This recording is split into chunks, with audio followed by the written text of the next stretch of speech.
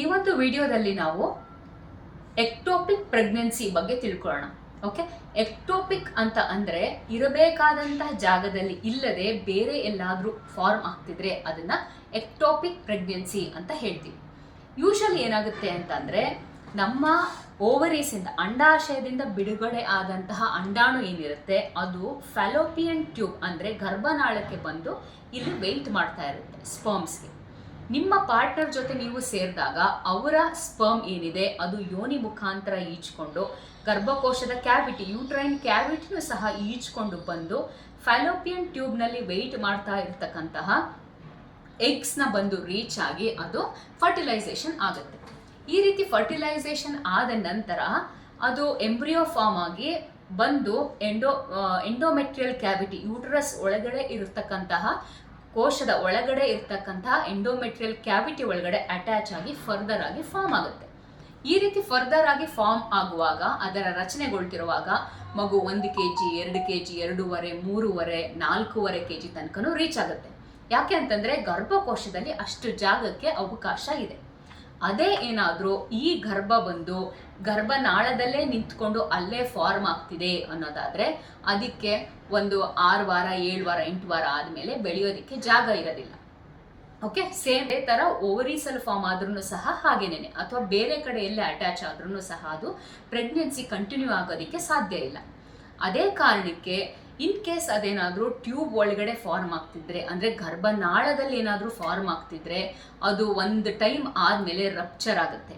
Rupture ಆಗಿ ಅದು ಹೊರಗಡೆ ಬಂದಾಗ ಹೊಟ್ಟೆಯಲ್ಲಿ ರಕ್ತ ತುಂಬ್ಕೊಳ್ಳೋಕೆ ಸ್ಟಾರ್ಟ್ ಆಗುತ್ತೆ. ಅಂದ್ರೆ ಬ್ಲೀಡಿಂಗ್, ಇಂಟರ್ನಲ್ ಬ್ಲೀಡಿಂಗ್ ಅಂತ ಹೇಳ್ತೀವಿ, ಇಂಟರ್ನಲ್ ಬ್ಲೀಡಿಂಗ್ ಆಗೋದಕ್ಕೆ ಸ್ಟಾರ್ಟ್ ಆಗುತ್ತೆ.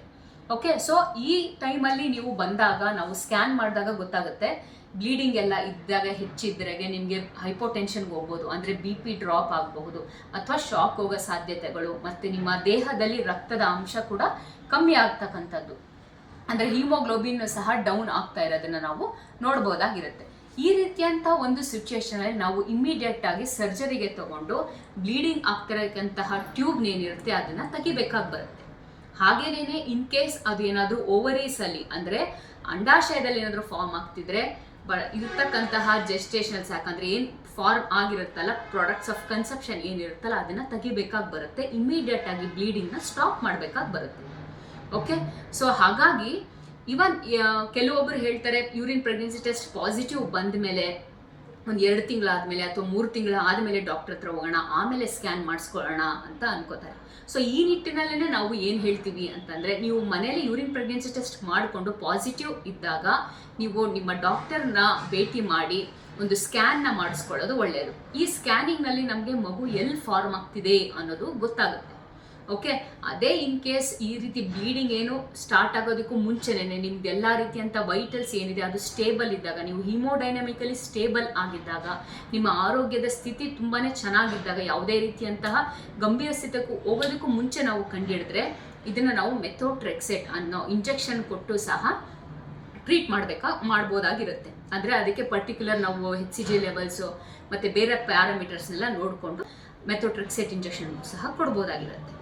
ಓಕೆ, ಸೊ ಹಾಗಾಗಿ ಆ್ಯಂಡ್ ಆಲ್ಸೋ ಇನ್ ಕೇಸ್ ನೀವೇನಾದರೂ ಪ್ರೆಗ್ನೆನ್ಸಿಗೆ ಟ್ರೈ ಮಾಡ್ತಾ ಇದ್ದೀರಾ ಅನ್ನೋದಾದರೆ ಇದ್ದಕ್ಕಿದ್ದಂತೆ ಯಾವಾಗಲೂ ಈ ಹಿಂದೆ ನಿಮಗೆ ಬ್ಲೀಡಿಂಗ್ ಕಾಣಿಸ್ಕೊಂಡಾಗ ಯಾವುದೇ ರೀತಿಯಂಥ ಪೇಯ್ನ್ ಇರ್ತಿರಲಿಲ್ಲ, ಬಟ್ ಈ ಸಲ ಪೇಯ್ನ್ ಕಾಣಿಸ್ಕೊಳ್ತಿದೆ ಅನ್ನೋದಾದರೆ ಯೂರಿನ್ ಪ್ರೆಗ್ನೆನ್ಸಿ ಟೆಸ್ಟ್ ಮಾಡ್ಕೊಳ್ಳಿ. ಪಾಸಿಟಿವ್ ಇದ್ದರೆ ತಕ್ಷಣ ನೀವು ವೆಯ್ಟ್ ಮಾಡದೆ ನಿಮ್ಮ ಡಾಕ್ಟರ್ನ ಭೇಟಿ ಮಾಡಬೇಕಾಗಿ ಬರುತ್ತೆ. ಯಾಕಂದರೆ ಇಮ್ಮಿಡಿಯೇಟ್ ಆಗಿ ನಿಮಗೆ ಇಂಟರ್ನಲ್ ಬ್ಲೀಡಿಂಗ್ ಸ್ಟಾರ್ಟ್ ಆದಾಗ ಶಸ್ತ್ರಚಿಕಿತ್ಸೆ ಆಗಲಿಲ್ಲ ಅಂತ ಅಂದರೆ ಬ್ಲೀಡಿಂಗ್ ಇನ್ನೂ ಹೆಚ್ಚಾಗಿ ಸ್ಥಿತಿ ಇನ್ನೂ ಗಂಭೀರವಾಗಬಹುದು. ಆ ಕಾರಣಕ್ಕೆ ಓಕೆ, ಇನ್ನು ಈ ರೀತಿಯಂಥ ಎಕ್ಟೋಪಿಕ್ ಪ್ರೆಗ್ನೆನ್ಸಿ ಯಾರಲ್ಲಿ ಹೆಚ್ಚಾಗಿ ಕಂಡು ಬರಬಹುದು ಅಂತಂದರೆ, ನಿಮ್ಗೆ ಯಾವುದಾದ್ರೂ ಇನ್ಫೆಕ್ಷನ್ ಅಂದರೆ ಪೆಲ್ವಿಕ್ ಇನ್ಫ್ಲಮೇಟರಿ ಡಿಸೀಸ್ ಥರ ಯಾವುದಾದ್ರೂ ಇದ್ದರೆ, ಕೆಳಗಡೆ ಇನ್ಫೆಕ್ಷನ್ಸ್ ಆ ರೀತಿದು ಏನಾದರೂ ಇದ್ದರೆ, ಅಥವಾ ಟ್ಯೂಬರ್ಕ್ಯುಲೋಸಿಸ್ PID ಟ್ಯೂಬರ್ಕ್ಯುಲೋಸಿಸ್ ಇದ್ದರೆ, TB ಕಾಯಿಲೆ ಏನಾದರೂ ಕೆಳಗಡೆ ಟ್ಯೂಬ್ಗೂ ಸಹ TB ಬರೋ ಸಾಧ್ಯತೆಗಳಿರುತ್ತೆ, ಗರ್ಭಕೋಶಕ್ಕೂ ಸಹ TB ಬರೋ ಸಾಧ್ಯತೆಗಳಿರುತ್ತೆ. ಇಂಥವರಲ್ಲೂ ಸಹ ಹೆಚ್ಚಾಗಿ ರಿಸ್ಕ್ ಇರುತ್ತೆ ಎಕ್ಟೋಪಿಕ್ ಪ್ರೆಗ್ನೆನ್ಸಿ ಬರೋದಕ್ಕೆ. ಅಥವಾ ಈ ಟ್ಯೂಬ್ಗಳಲ್ಲೇ ಯಾವುದೇ ರೀತಿಯಂಥ ಸಮಸ್ಯೆಗಳೇನು ಇದ್ದರೆ, ಅಂದರೆ ಹೈಡ್ರೋಸ್ಯಾಲ್ಪಿಂಗ್ಸ್ ಟ್ಯೂಬ್ಸ್ ಗರ್ಭನಾಳ ಊದ್ಕೊಂಡಿದ್ರೆ, ಅಥವಾ ಅದಕ್ಕೆ ಸಂಬಂಧಪಟ್ಟಂತಹ ಇನ್ಫೆಕ್ಷನ್ಸ್ ಏನಾದರೂ ಆಗಿದ್ರೆ, ಅಥವಾ ಟ್ಯೂಬ್ಸ್ಗೆ ಯಾವುದಾದ್ರೂ ಸರ್ಜರೀಸ್ ಏನಾದರೂ ಆಗಿದ್ರೆ ಇಂಥವರಲ್ಲೂ ಸಹ ರಿಸ್ಕ್ ಹೆಚ್ಚಿರುತ್ತೆ.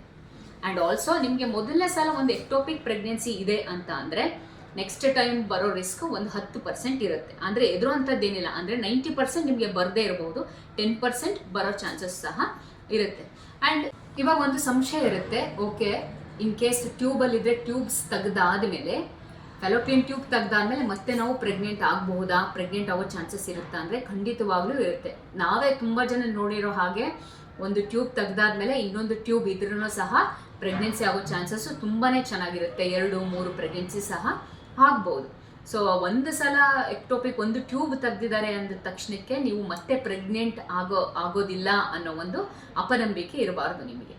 ಇವನ್ ಇನ್ ಕೇಸ್ ಅದು ಏನಾದ್ರೂ ಓವರಿಸಲ್ಲಾದ್ರೂ ಸಹ ಅಥವಾ ಬೇರೆ ಎಲ್ಲೇ ಆದ್ರೂ ಸಹ ಎಕ್ಟೋಪಿಕ್ ಪ್ರೆಗ್ನೆನ್ಸಿ ಬೇರೆ ಎಲ್ಲೇ ಆಗಿದ್ರೂ ಸಹ ಮತ್ತೆ ನೀವು ಪ್ರೆಗ್ನೆನ್ಸಿ ಆಗೋ ಚಾನ್ಸಸ್ಸು ಚೆನ್ನಾಗೇ ಇರುತ್ತೆ. ಸೊ ಈ ಮಾಹಿತಿ ನಿಮಗೆ ಉಪಯೋಗ ಆಯಿತು ಅಂತ ತಿಳ್ಕೊತೀನಿ. ಮುಂದಿನ ವಿಡಿಯೋದಲ್ಲಿ ಮತ್ತಷ್ಟು ಮಾಹಿತಿಗಳೊಂದಿಗೆ ಸಿಗೋಣ. Thank you.